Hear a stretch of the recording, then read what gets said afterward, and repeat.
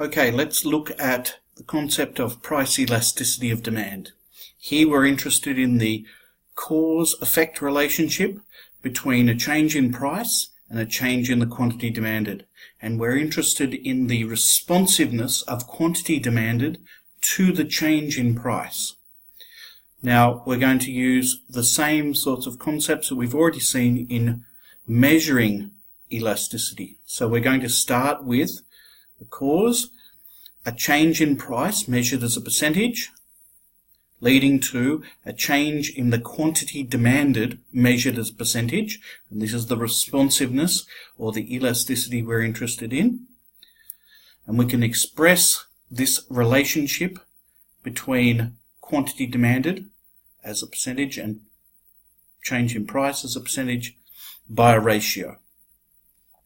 So we've got this ratio here, which we're going to call the price elasticity of demand coefficient.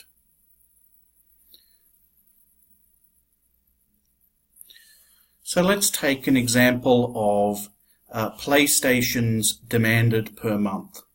And here we've got a demand curve with the price on the vertical axis and the quantity demanded on the horizontal axis. Let's say initially the price is $95 per PlayStation and the quantity demanded is 110 PlayStations in the month. We increase, or the price increases by 10%, and in this example we can see that the quantity demanded has decreased by 20%. Here we're using the arc equation or the midpoint equation. So we can see there that the effect, the change in the quantity demanded as a percentage, is greater than the cause, the change in price measured as a percentage. The 20% change in quantity demanded is clearly larger than the 10% change in price. Since the quantity demanded or the effect is larger than the cause, we say that demand is price elastic. It's relatively responsive to a change in price. You can write it up, their equation, where we're using the midpoint equation. Here's our percentage change in the effect over the percentage change in the cause. So negative 20% because we're decreasing the quantity demanded, so it's a negative. Negative 20% over positive 10%. You can see the effect larger than the cause in absolute terms. So we've got a price elasticity of demand coefficient of -2. That means remember that -2 is implicitly over 1. So it means for a 1% change in price, there's a 2% change in the quantity demanded.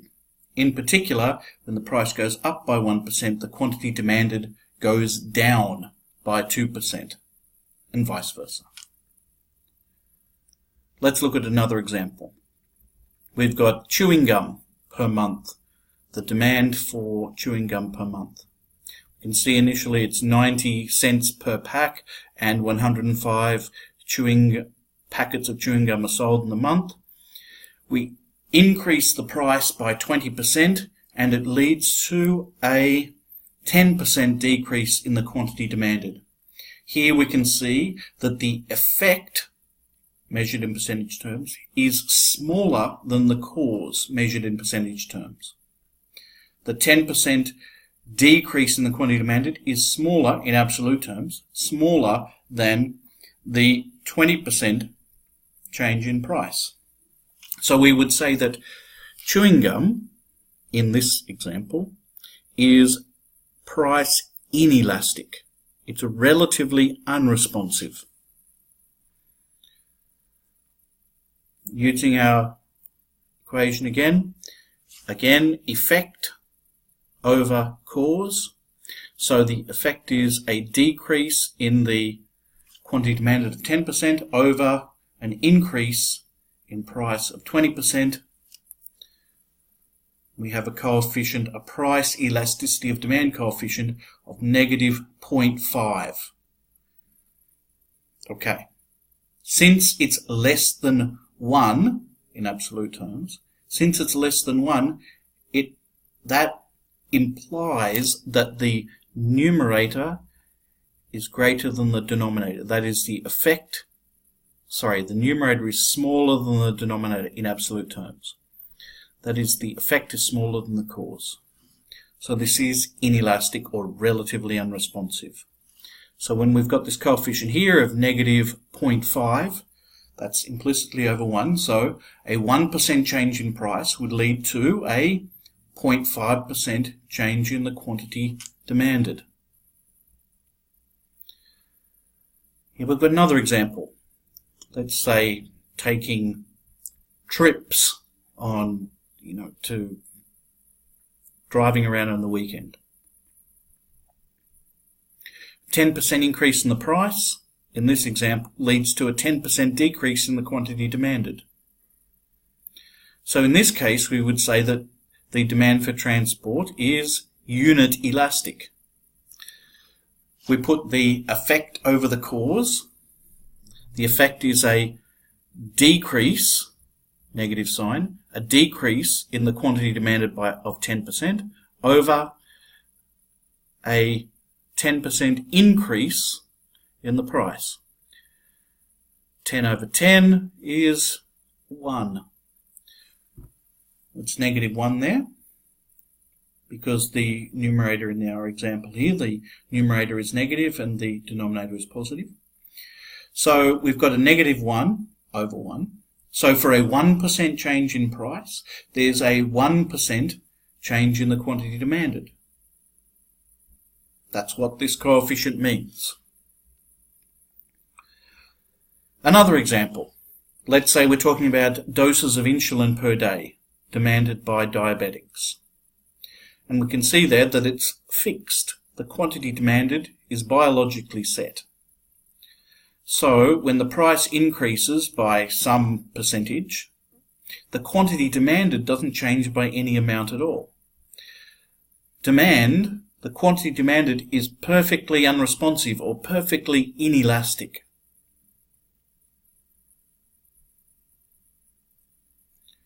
If we put the effect over the cause, the effect is a 0% change in the quantity demanded, and the causal factor is a 10% change in the price. We can see there that the price elasticity of demand coefficient is 0, indicating perfect inelasticity, perfectly unresponsive demand to a change in price. One more example. Here we've got a demand curve which is flat or horizontal. So this is saying for a tiny increase in the price of, in our example here, water, leads to a very large decrease in the quantity demanded. In fact, we'd go from any quantity being demanded, however much it is, we could have it anywhere on this curve, would fall. If the price rose, you would be off the demand curve. You would be above the demand curve, which indicates the quantity demanded would fall to 0. So we would say that demand is perfectly responsive to a change in price in that case. Any increase in price leads to the quantity demanded falling from whatever it is to 0. That's pretty responsive. So we can represent it by, with our ratio again, the effect over the cause, a 100% change, negative change, over due to an almost 0% change in the price. So our coefficient is effectively infinity. It's infinitely, demand is infinitely price elastic. Now for a technicality. Although the slope of a demand curve affects the price elasticity of demand, slope and price elasticity are not the same thing. They measure different things.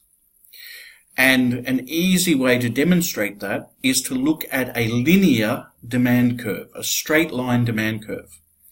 Now, with a linear demand curve, the slope doesn't change. It's constant.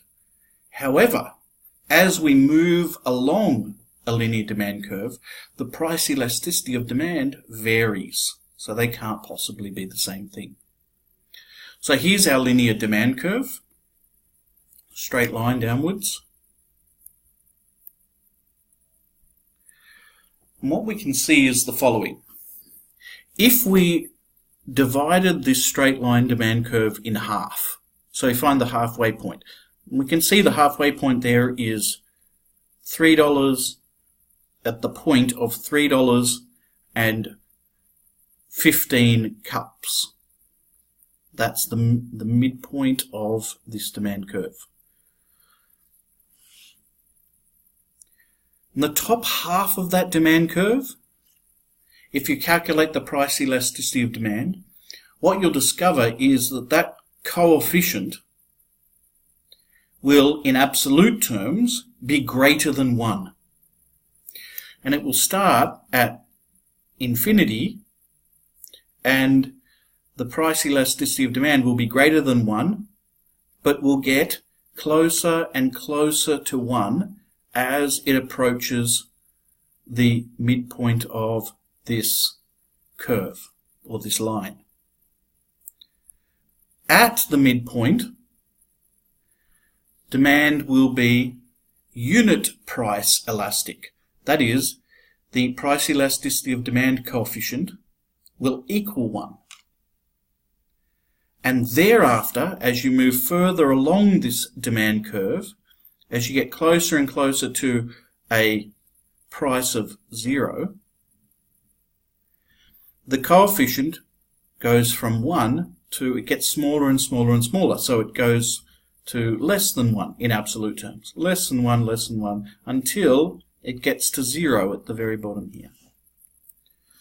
So any point in the bottom half of this demand curve will have a coefficient in absolute terms which is less than 1. And it will get smaller and smaller until it reaches the point of the horizontal intercept at 30 in this case, in which case the coefficient would be 0. So if we took point A, we calculate the price elasticity of the coefficient at point A, we'll discover it is 2. At point B, the coefficient, the midpoint, would be 1. And at point C, it turns out that the price elasticity of demand coefficient would be half in absolute terms. So we can see as we move along this demand curve, the price elasticity of demand changes, despite the fact that the slope is exactly the same.